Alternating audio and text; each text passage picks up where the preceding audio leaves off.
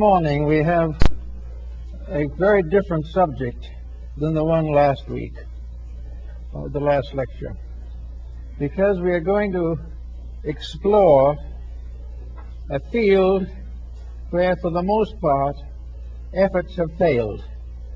We are trying to discover a little more about life, not life as time, but life as energy, life as vitality, life as consciousness, will, wisdom, and action. And in order to understand these principles, we have to do something that is against present policy. We have to turn to the past. At this moment, the world is very conscious of the present and fearful of the future. Where much of the problem rests has been ignored, and that is in the past. Now, the past is something more than dead yesterday, and to overlook it is to lose the most wonderful text for the study of our problems, because none of these problems are actually new. They're all part of the descent of a stream of life, and this stream of life is the thing we want to consider.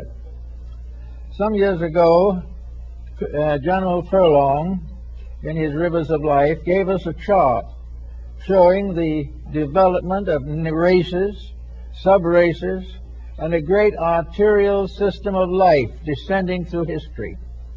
Everything in this list and everything in this chart is actually very scientific, very factual, and probably more readable and usable than the histories that we write today.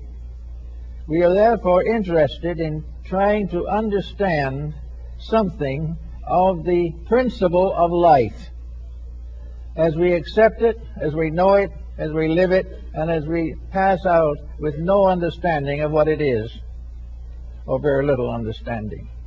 Now, at the present time, there are two attitudes towards this subject. The first is materialistic and scientific. Now, the study of science in relationship to the vital, moral, and ethical development of races has been generally neglected. The modern scientist is interested in what he calls facts, and facts are to him the actual occurrences of today, the actual checking that he can make of things on the physical level. He does not really try to figure out why these things happen, but he is interested in how they happen.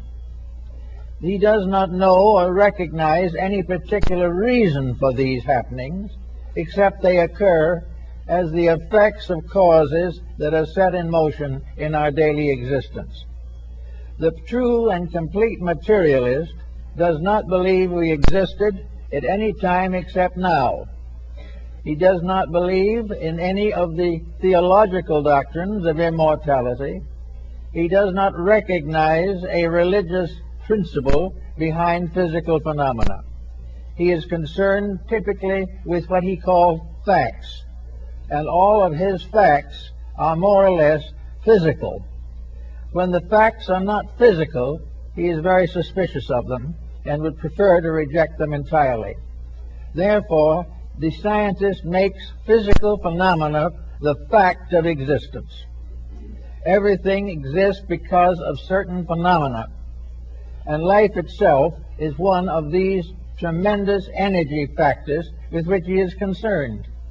He does not know where life comes from, except in the physical sense, through the perpetuation of species. He does not know about the overtones which affect the conduct of human beings, because to him these things are merely passing shadows on the surface of a scientific factuality with which he is completely absorbed. The result is that as far as moral and ethical development is concerned, the scientist has to depend upon another factor if he wishes to develop any of the overtones of ethics.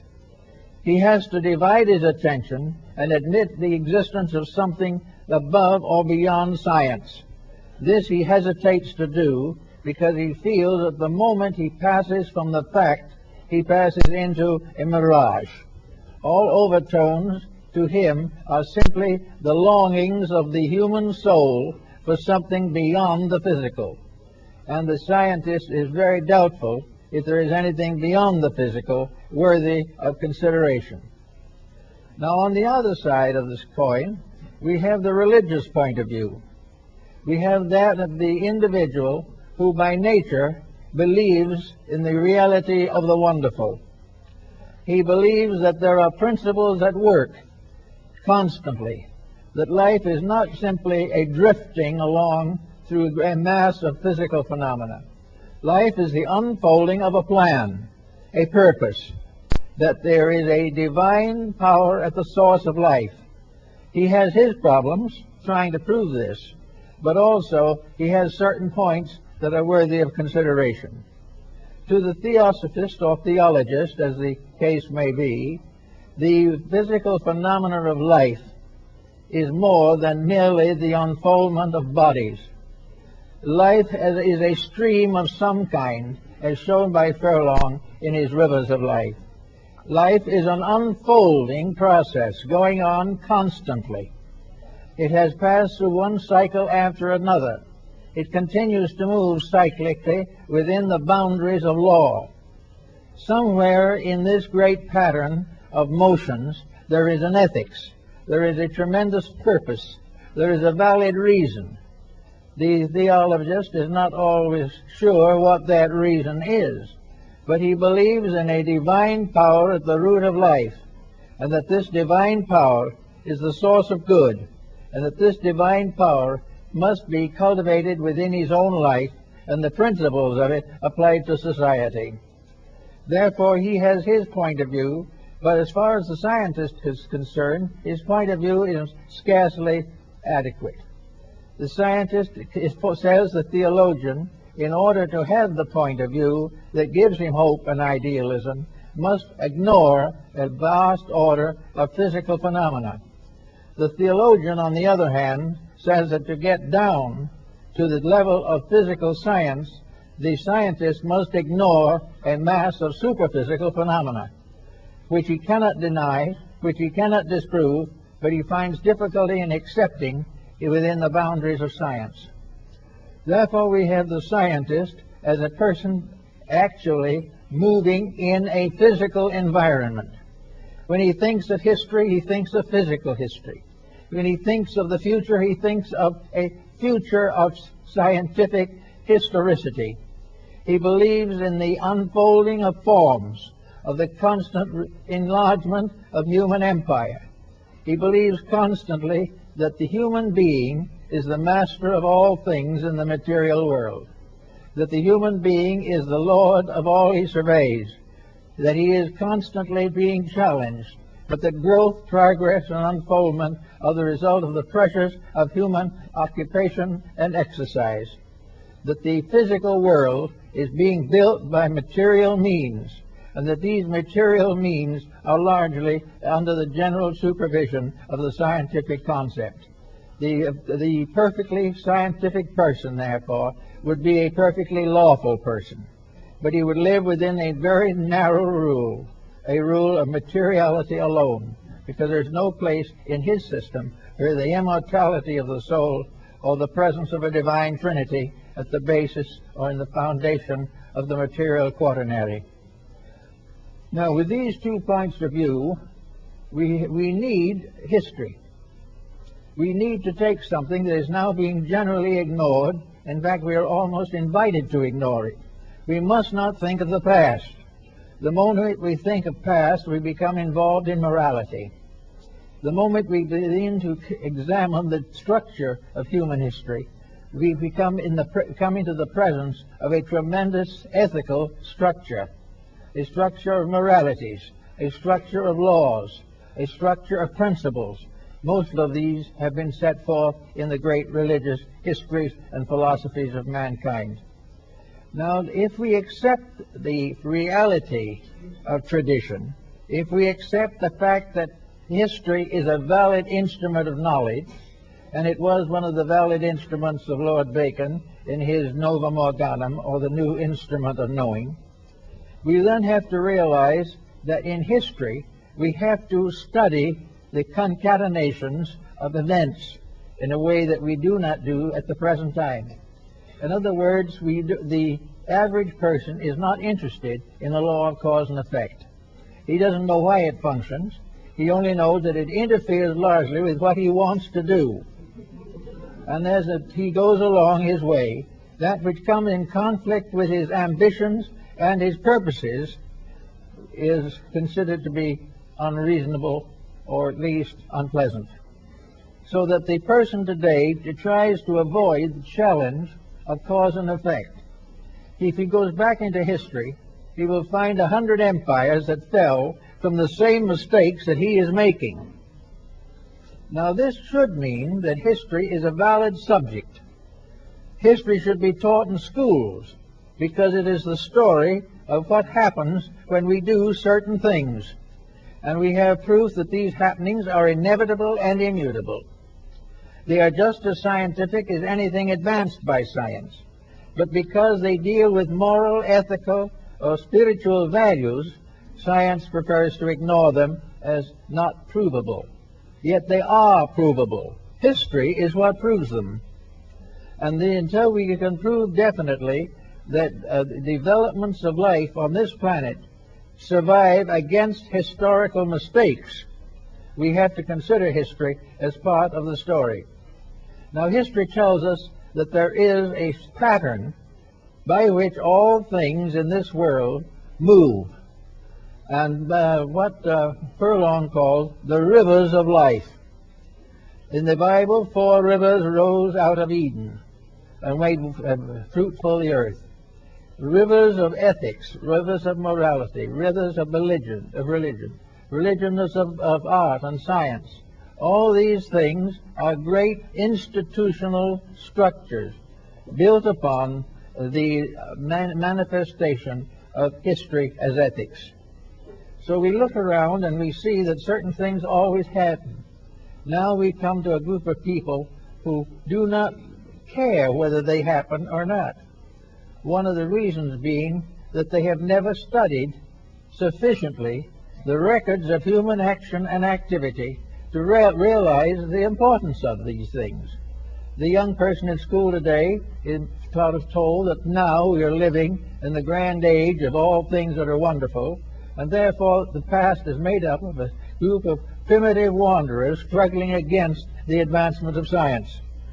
This is not true, but this is what the average person is inclined to believe. He is inclined to believe that now is important, that everything should be judged by now. We should judge the TV programs by now. And if we do that, we're in kind of difficult situation. And we must also beware that we must judge nuclear physics by now, and by the building of more nuclear plants.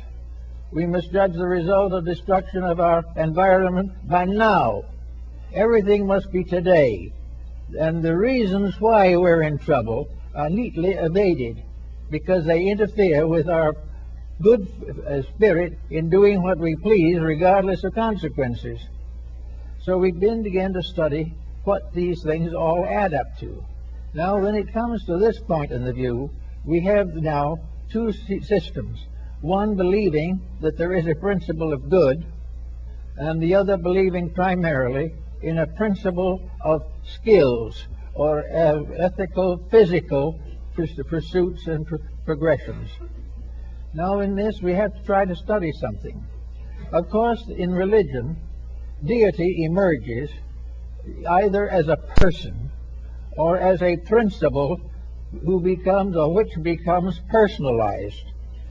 We consider deity as a supreme power at the source of life, and that this supreme power has the right and the power and the privilege to cause any series of consequences that are necessary for the fulfillment of its own purpose.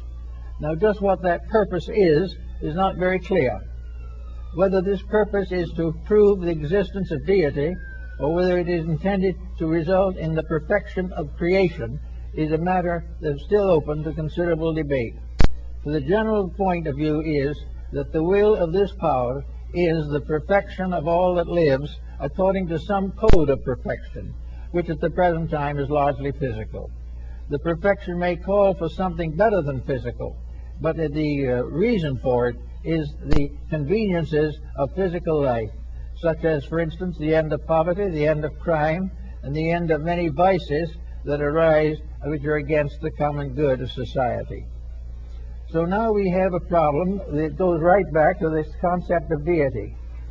Deity is supposed to have been the power that created the human being. Humanity is a projection of deity into manifestation. Why was this projection necessary? This is a question that is constantly under consideration. If we wish to assume that deity is all-powerful, omnipotent in every sense of the word, why did deity not produce its creation perfect to start with? After all, why should deity create an imperfect structure and then demand its perfection through a series of what to the average person consists of misfortunes? Where and how is it that humanity, being a product of the divine mind and the divine will and the divine soul, should not have been developed perfect in the beginning? Why should there be this tremendous struggle against the evils of life? Why should the individual be required to constantly stand against his natural inclinations? If he was intended to be perfect, why were these inclinations embodied into his structure?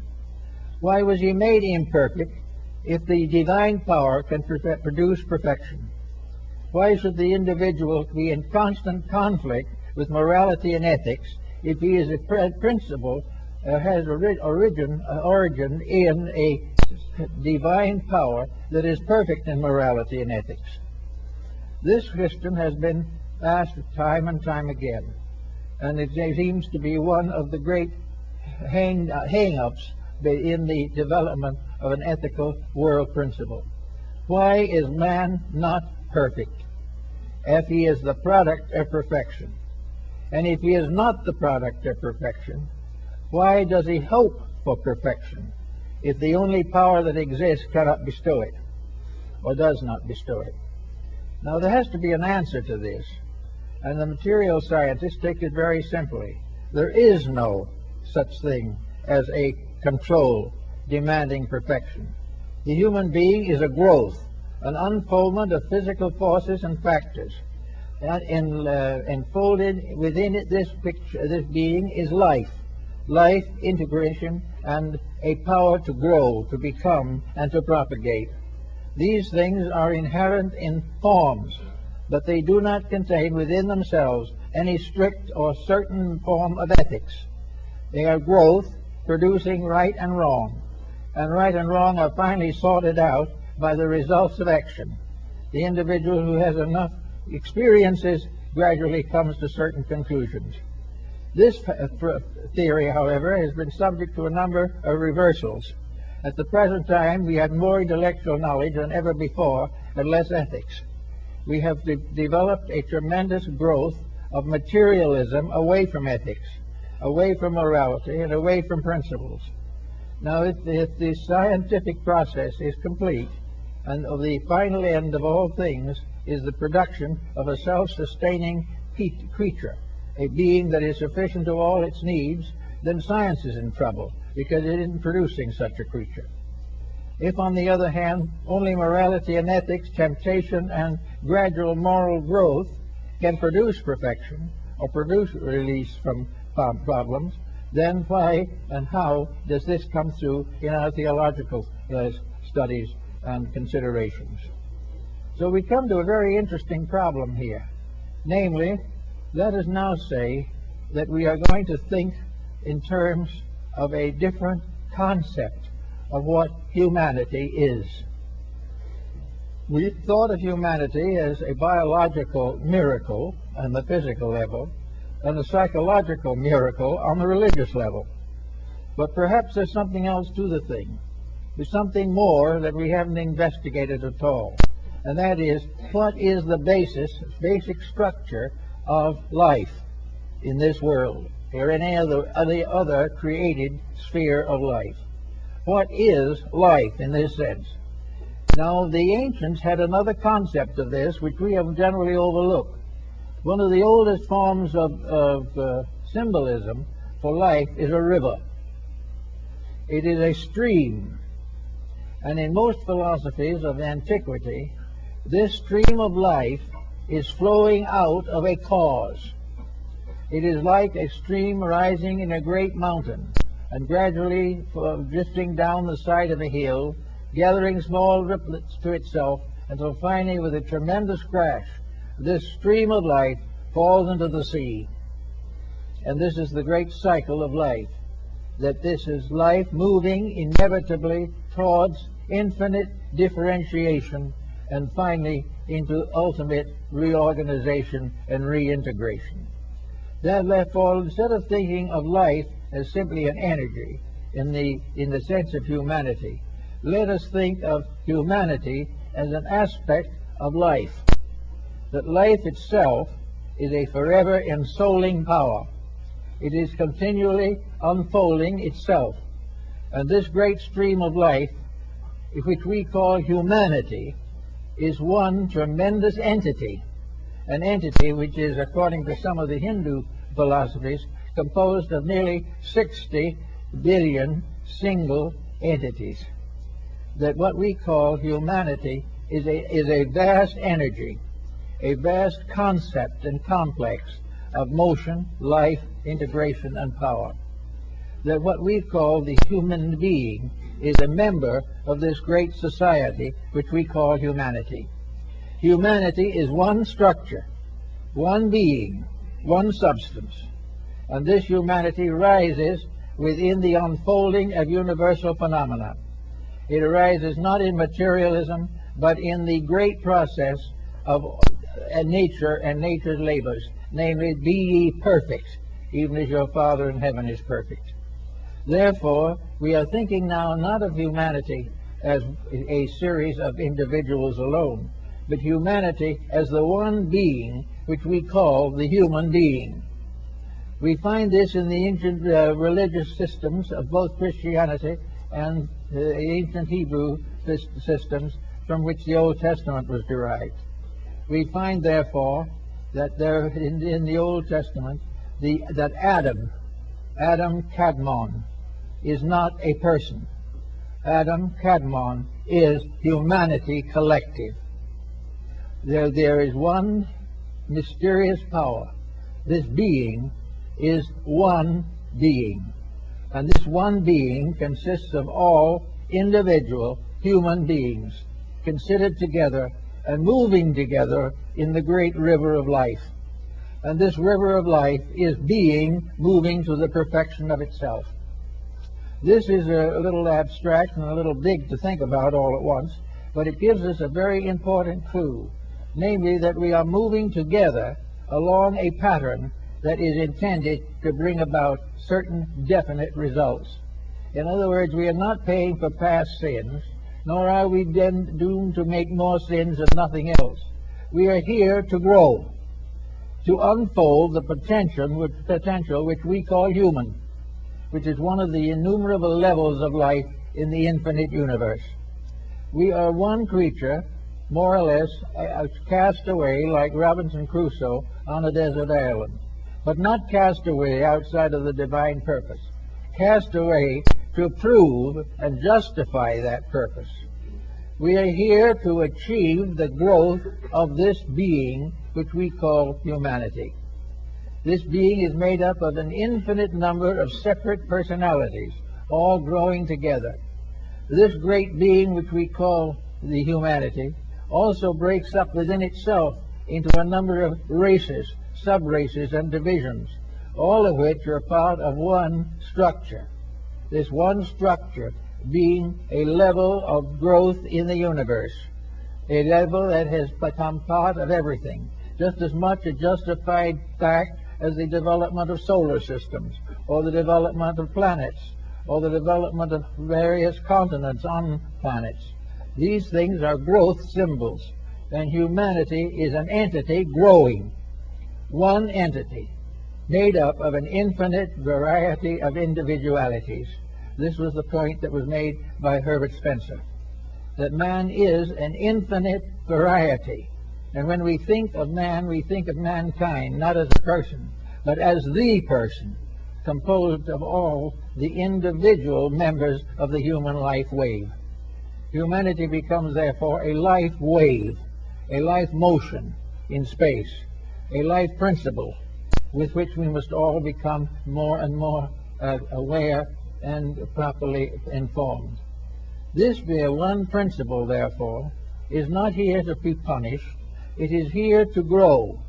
And the symbol of that growth is simply a child. A child is a symbolic unit in this great process. The child is not born to suffer. The child is not born to make mistakes. The child is here to learn through trial and error to develop the potential of itself. In other words, by growing, the individual overcomes the stasis which we call inertia. Everything in the solar system is growing. Races grow, nations grow. Nations and races break up into subdivisions. They can pass through all forms of temptations and problems, such as a child growing up. And this child is not going to be stronger by having temptation removed, because this would be contrary to the production of a mature race, a race capable of taking its place among the great galaxies which populate space. So we are part of the population of space. We are part of a plan which we don't know the end of, and probably will not for a long time. But we know we are growing for a purpose, that this growth is proper, natural, and if resisted, can be the source of complications. The moment we resist the motion of becoming better, we loose all kinds of sorrows upon ourselves. The child is not punished in nature simply before ignorance. It is presented with means of overcoming ignorance. But if it refuses to accept this information, the child may pass through a series of very trying experiences, not because anyone hates it or anyone wants to destroy it or that God has forgotten it, but because growth is the great reason for existence, whether it is in space, in the family, or in the world. These things are part of a great unfolding order of life. And this unfolding order of life is the thing that is important. Now, when the scientist says we should forget all about history and forget all about the past, he deprives us of a great textbook of experiences and their consequences. There isn't a single problem that we face today, except possibly nuclear physics, and even that is questionable, that has not already been faced. We know very much what happens to nations that drift away. We know what happens when a society loses its ethics. We see the ruins of the past, and in every case these ruins stand for the misuse of power. Generally speaking, every nation has gone down to disaster, like every individual, through selfishness, through lack of self-discipline, and for ambition to power or wealth. They've all gone down from that cause. So we very carefully avoid mentioning that cause, because it would interfere with the prosperity of the hour and might tempt us to improve ourselves. If this temptation became strong enough, we might become a comparatively intelligent race. And that, in turn, would be a great distress to those who want to exploit us. But these things are not God punishing us. They are the laws of life, the simple principles of integrity asserting themselves over the various ambitions and vicissitudes of human nature. Therefore, we live in a reasonable world. We live in a world in which all things are growing. We are living in a world in which cooperation is inevitably necessary, but we are still striving desperately to maintain competition. We are definitely in need of one religion, but we are afraid we might get it. And instead of working towards it, we do everything possible to keep the barriers up, to cause various denominational intrigues and ambitions. Everything that would tend to solve things, we are afraid of. And yet we have to face these things that are right. And the power of destiny, as it was known to the ancients, is the power that says this is going to happen. No matter what we do, we are going to grow. And if we grow the easy way, we can have pleasant gardens and a pleasant life. If we decide to grow the hard way, we will have war and strikes and conflicts and plagues and various inquisitions, as long as we resist the natural law of life. In other words, what we call our environment today is our school, a great moving mass of life with a certain specific destiny, humanity, an entity in space, a collective. Meanwhile, we have human collectives, then we have another collective, the animal collective. We have these units are vast entities representing laws of living and levels of existence with unfolding in one magnificent environment. And this environment is suitable to protect them all, fulfill them all, and bring them all to the perfection of their purposes. That stands between, which is ego selfishness, which is a desire to compete for power, when there can be only one power, and that one power is never on the side of exploitation. The one power to be one is real. Anything to divide this, break it down, and make difficulties for it is illusion. So now we can clear the purposes of life and realize that the universe is not run by despots. It is not run by deities that cast off suns in front and moons behind. It is a great integration of unknown origin, but of absolute honesty and perfect intelligence and infinite love. These things are the great realities, and these are the things that were predestined and foreordained before the beginning of the world. And the only way we can get out of our present difficulty is to begin to move as a unit in the direction for which we were intended to move. Now, because humanity is made up of many different groups, we also have a series of subdivisions within the great structure of humanity. We have racial subdivisions. We have various types of psychological differences. We have religions as units. We have all kinds of unities within the one great unit. And all of these unities within the one are compatible. And until we find they're compatible, we're in trouble. We're going to be in trouble just as long as we fight each other on any ground. Because actually, whether we know it or not, the one that fights and the one who is fought is part of the one that never wants to fight or never wants to be fought. In other words, we can afflict no one but one of our own kind.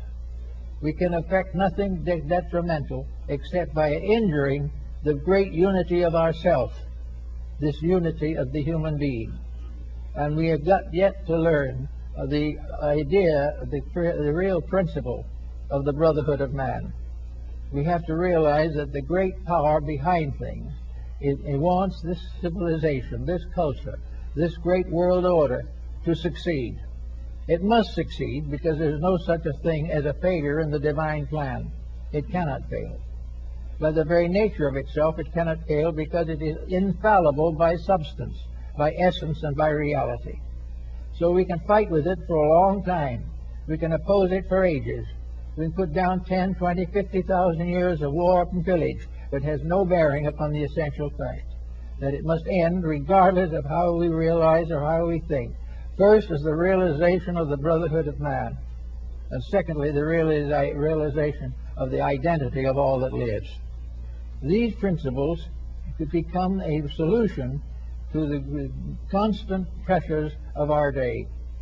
Now then, when we go a little further into this matter, we begin to study the various effects of life upon these points.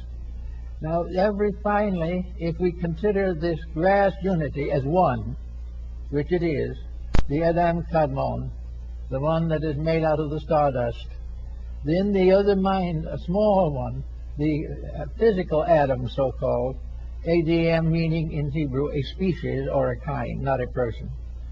Then we have the problem of this little atom. And this little atom is ourselves. This little atom is each human being, because each human being is a galaxy. Within our skins and in the various structures of our body are as many worlds, planets, and mysteries as anywhere in space. We have an inner space that is filled with life, just as the space in which we live. This space lives in us as we live in it. This space, which is ourselves, consequently represents a pattern that we must all follow. In order to fulfill the purpose of our personal lives, we must make sure that this space is maintained properly. We must be certain that we do not betray or falsify this space content in ourselves. We must become good and faithful overseers of this mystery of the body. And in the story of the biblical history, we find that the ego, or the self, becomes, in a sense, the custodian of the body and the custodian of the laws of living. So we can go as we wish in this traveling. We can become good and faithful servants, keeping the laws of health to the best of our ability. We can keep the laws of mental and emotional health to prevent psychotic conditions arising within our nature. But where we lack discipline, or where we permit details to take over, where we permit a grudge to become a dominant in our lives, we begin to reap the sorrows that the nations had when they had grudges and wars. For every inclemency of our own body becomes symbolical of one of the larger inclemencies of the world in which we live. So we have a very interesting problem here to think about, namely that we are a unit of life moving through infinite space. We are a unit of life composed of a vast mass of units. Now, notice something that's very interesting about this. We assume that the real purpose behind this all is growth or unfoldment. Now, considering the human life wave as a unit, we then consider how many entities are in this life wave. How many souls or beings are coming in and going out to constantly keep alive the great forward motion of the entire.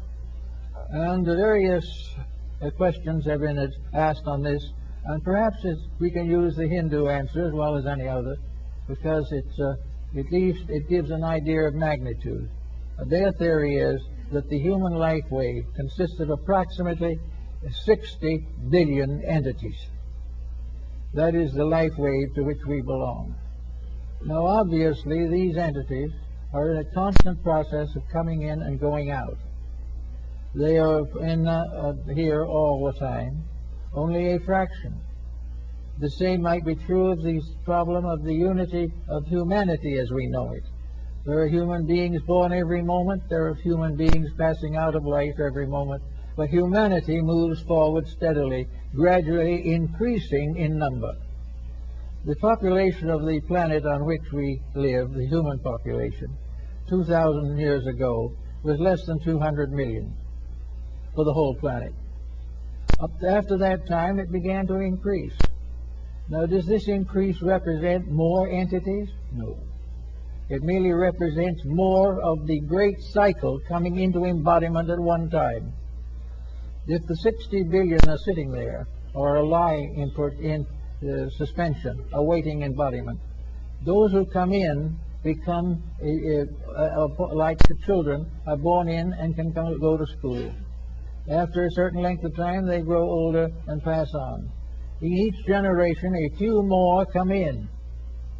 Through the progress and growth of life on Earth, more and more human beings come in. Until now, we have altogether somewhat near probably 6 billion human beings, up from 200,000 to 6 billion. Now, this doesn't mean that there is one single new soul in the world. It doesn't mean that there is one iota of difference in the plan. It simply means that gradually vehicles for the manifestation of human entities are improving, growing, unfolding, and making possible more to come in and take the lessons of life with us. Little by little, we have built it up, and we'll probably build it up more and more. If we reach a population of 10 billion, then 1/60th of our entity field will be incarnate at one time. This is important because it gradually means that the life wave is moving gradually into objectivity. The life wave is more and more embodied, and embodied is becoming growing more all the time. With every increase in population, therefore, new scholars have come in to go to school, and those few who have graduated disappear or vanish away, but they are in no way substantially changed. There is no death in this pattern. There is only a constant changing toward the better. Now, this is a very large concept, and it's a concept that must be given a lot of consideration, but it is also a concept which contains within it space for growth, and it takes away from us forever this fear of eternal damnation, or from the scientific point of view, eternal oblivion.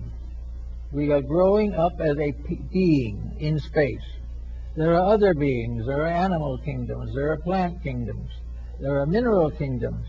And even minerals grow, although it's sometimes difficult to point it out. Paracelsus described definitely the growth of metals in the rocks.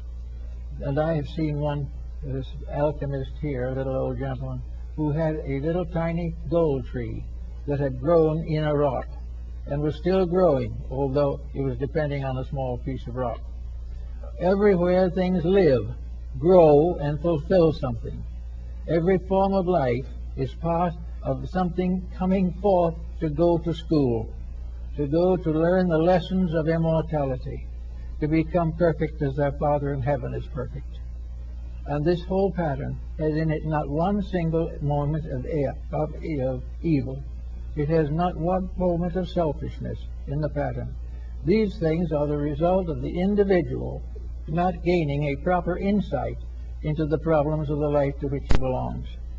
So we can say definitely, for a moment at least, that what we call life is a motion of a great wave of entities into manifestation. That these waves of entities are everywhere in space. That we are by no means the only one. That within our own little planet there are several of these great waves moving at one time, all compatible and all misunderstood, all fought against by the very persons who should be fighting for them. Now, in this particular time which we're worrying about, we know that the resistance to growth has become greater and greater, and the errors of mortal mind have become more and more difficult.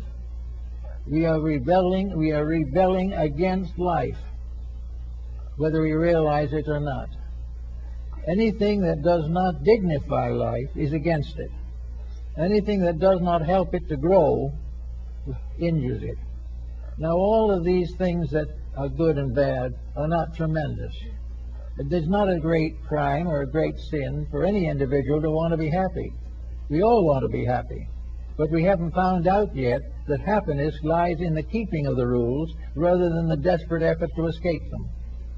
We have a feeling that if we can get rid of all law and order, we'll be happy. This isn't true. The more we get rid of law and order, the more of lawlessness and disorder we have. So each individual becoming a student, or as the old Rosicrucian formula, an abecedarian in the College of the Holy Spirit. That is exactly what we are.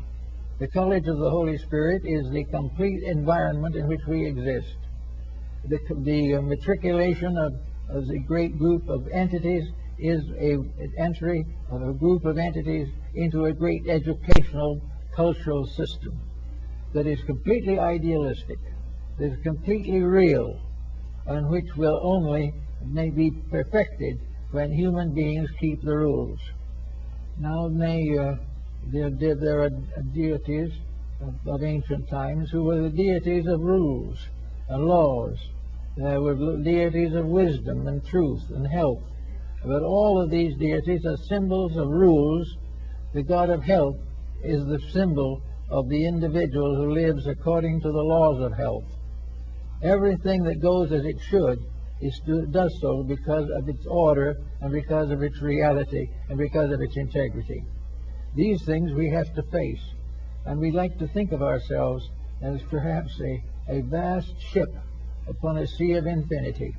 And on this ship, like Noah's Ark, are all the living creatures of the world, all on the great journey from here to there, which in reality is from ignorance to wisdom, from the unknown to the perfectly understood, from that thought of to that which is lived, and from the uncertainties of error to the certainties of reality. All these things are part of a great plan of life. Life is itself a moving power, carrying within itself all things that live, and everything that lives is under the laws of life and under the rules of it. And the only way we can have happiness and peace is to abide by these rules.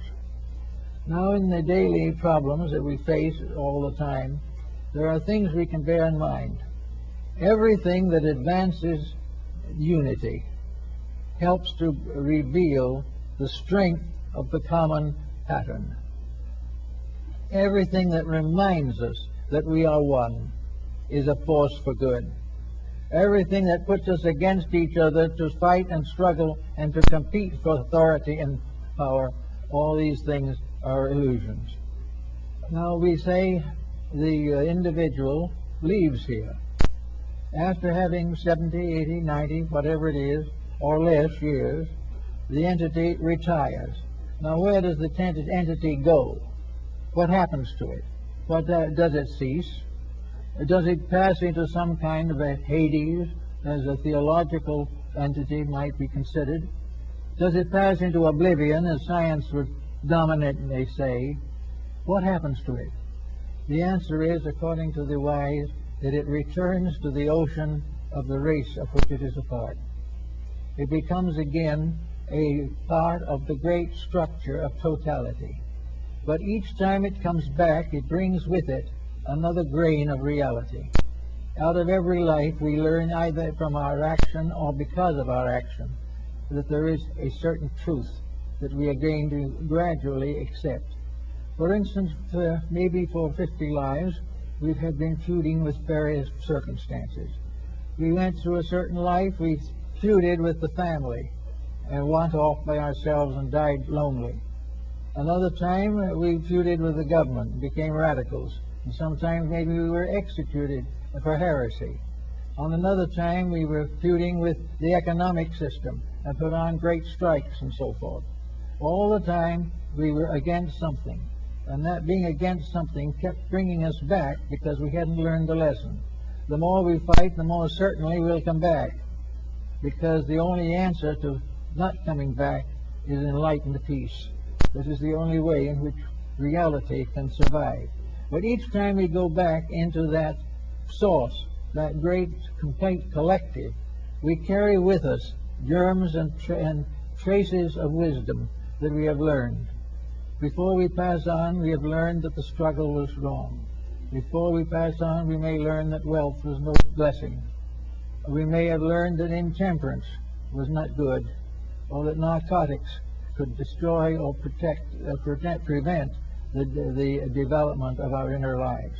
These things go back into the unit, and gradually the great being, humanity, gradually becomes wiser in all its parts. Little by little it grows, each individual contributing one tiny grain of truth to the construction of the entire.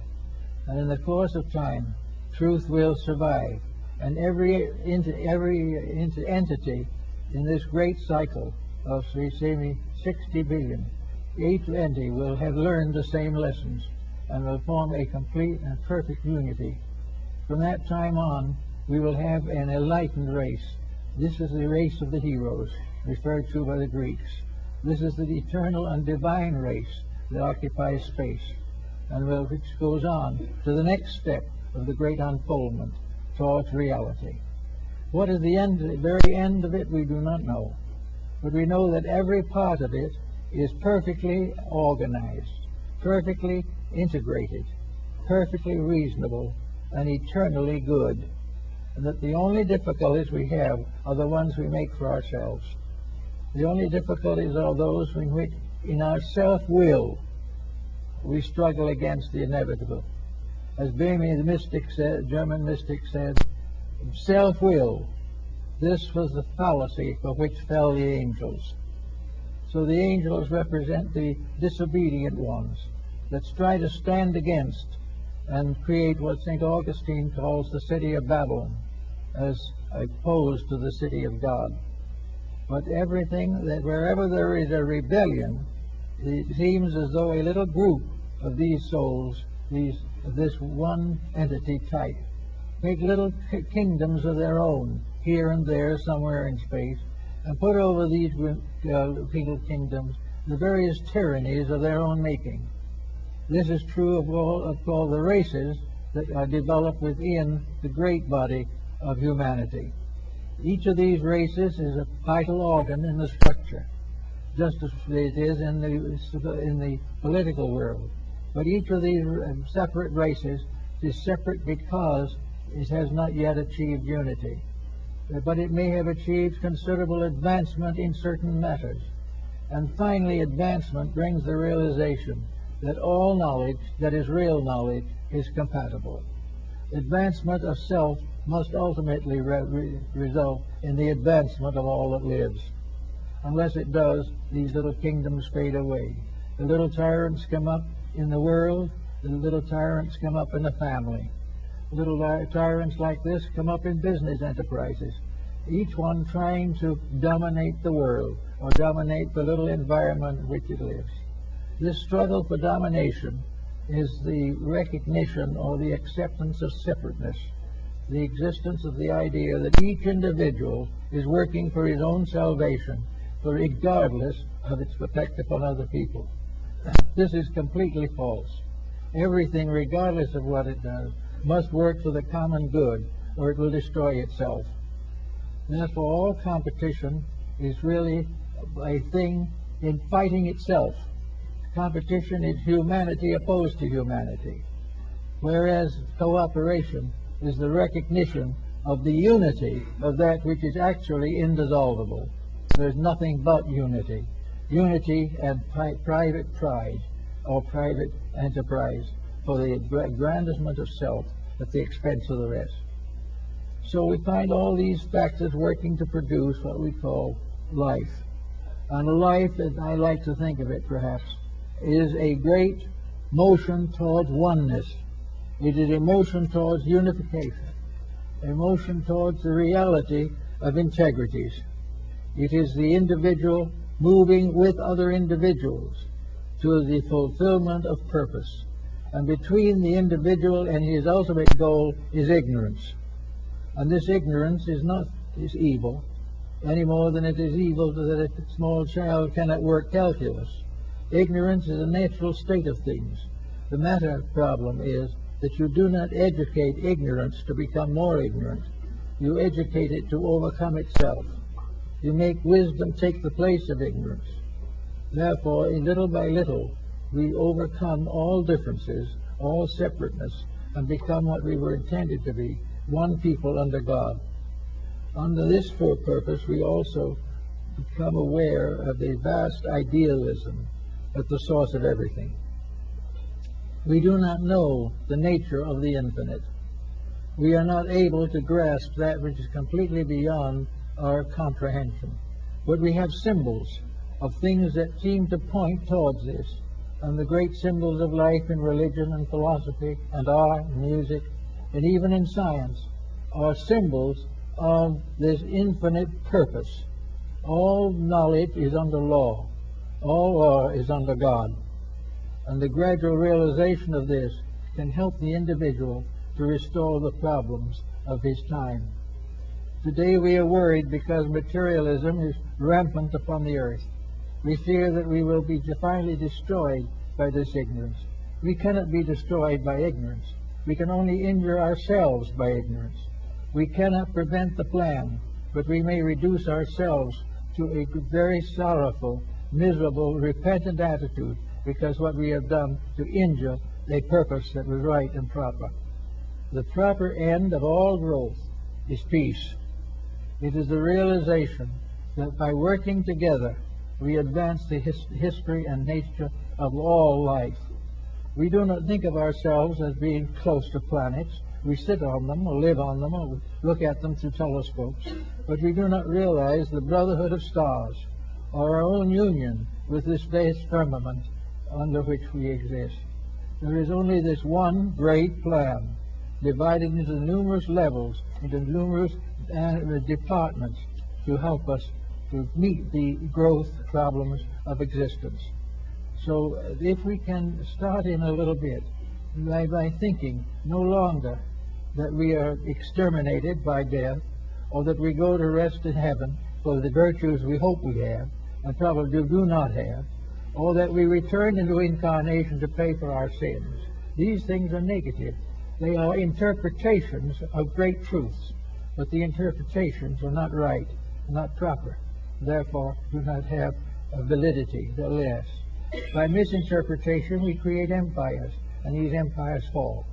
By proper interpretation, we create empires, and empires live. Therefore, everything depends upon building with the law instead of against it.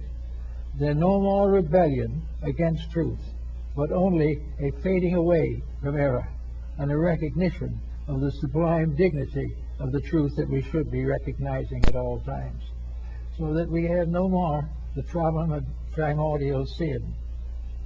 Sin is ignorance. Ignorance is inevitable to the newborn child. It doesn't know, but it contains within itself the potential of knowing. Sin may be part of the life of millions of human beings today, but this is not because it has to be. It is because they have not as yet released the constructive powers within themselves. Therefore, education is not really a cramming on of sciences. It is a release of the internal benediction of understanding, by means of which whatever we think suddenly becomes clarified into a great witness to truth and reality. All these things become essential elements of a great system, a system in which there is no failure, a system in which there is no punishment, except the individual who finally has to admit he's made a mistake and is very greatly humiliated thereby. But he has to admit that he has the wrong point of view. Now we are working today to clear up the problems of nations. We are trying to find some way of bringing peace to nations, but it must not interfere with our private enterprises. We must have peace, but we must not in any way interfere with the accumulation of wealth or the building up of power. We must have these good things that we want, but we must not change ourselves in any way to deserve them. So what is the result? An impasse. Error cannot survive. Good has not been brought into focus, and here we continue day after day to fight between selfishness and truth. And up to now, truth has been coming out second best, because we are too concerned with the little things about ourselves. The things we haven't remembered, as is found in some of the Indian philosophies, is that there is only one of us. The human race is one being. If we cheat anyone else, we are cheating only ourselves. If we destroy something or someone else, we are destroying a fragment of ourselves.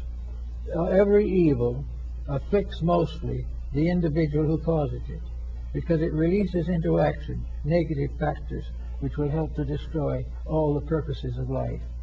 If, therefore, we can imagine ourselves as a beautiful stream of 60 billion souls shining in the light, a beautiful dream or a beautiful structure coming down from the great mountains of infinity, making the land fertile, and finally flowing into the sea, which is the mother of life. And from the sea it is picked up again and carried to the mountains, and it goes on and on. And this is the essential burden of Taoism. For in Taoism, life is like water, and it is under the control of the power of the sun. And it is this that causes it to rise, and this is what permits it to fall. That this constantly going on results in a world beautiful, verdant, well ordered, and beautifully maintained, until the human being comes in, pollutes the water, destroys the air, and tries to achieve his own particular purpose at the expense of nature, or one being, until finally the great purpose is temporarily thwarted. But the law is such that no matter how many mistakes we make, we cannot win with mistakes. Nor can the mistakes destroy us. They can only humiliate us. They can only restore our final faith in the realities of life. In the end and in the purpose of things, they are good, even though we have trouble facing them when they occur. So we let us think of life, therefore, as a great stream of eternal power, the very lifeblood of deity, the infinite of space, that which is known is unconquerable, that which is inevitable, that which is eternal. And in this flow all the races, nations, and peoples of the earth, and they're all flowing eternally towards unity with truth, unity with beauty, and unity with love. It is only our own selfish self-centeredness that breaks us all up into wars and camps and political systems and conflicting psychological entities. There is no reason for these things. There is nothing, finally, except this tremendous motion of life towards the fulfillment of its own divinities. Now, when this divine life finishes itself, when we finally come to the point where all of these entities have unfolded the potential which is in them, what happens? Then, according to mythology and legendary, we give birth to another race of gods, another race of divine beings that become the parents of worlds, the parents of systems, and take their place in the great hierarchy of eternal growth that goes on forever, beyond the stars, beyond the horizons, beyond the infinite, beyond the galaxies. There is nothing. We do not know what lies beyond. We do not know the infinite good, because we have not achieved the finite good as yet. But it's coming, it has to come. And in the fullness of time, we will see that we are one being, flowing through time and eternity to the fulfillment of the purpose for which we were intended. We do not know exactly what that purpose is, but we know that that purpose rests in the mind and heart of the deity at the source of life. The principle at the source of life ordains that we shall achieve and shall become co-workers with the angels and the archangels in the forming and shaping of destinies for worlds as yet unformed. It is a great system of eternal growth, and we should be very glad, because there is no place in it for the infirmities of failure. They are all instances in a great success, and we must view only the great success, and let that be the will of the power that we seek to serve. Well, I guess that's for the moment. Now, I'd like to make an announcement at this time. Probably many of you are aware that William Eisen, a very good friend of ours here, and many of you, a friend of the society, and one of our speakers, passed away on Sunday, October 8th. Mr. Eisen was scheduled to speak here on Saturday, November 11th, on the Kabbalah. Before this lecture, that morning will be given by Isabel Kleigman,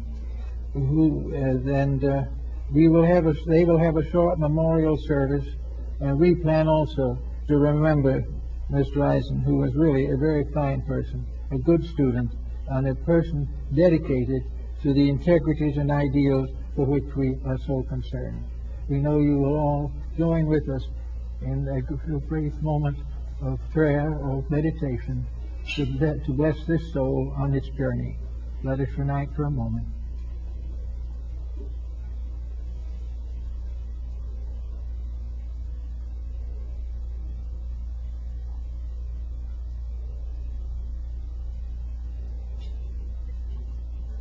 So mote it be. Another soul goes forward to new experiences in the great stream of eternal life. And that where we all belong, and in the presence of that, there is nothing to fear, everything to hope for, and a full realization that in the fullness of time, each of us will fulfill the destiny for which we were intended. So mote it be.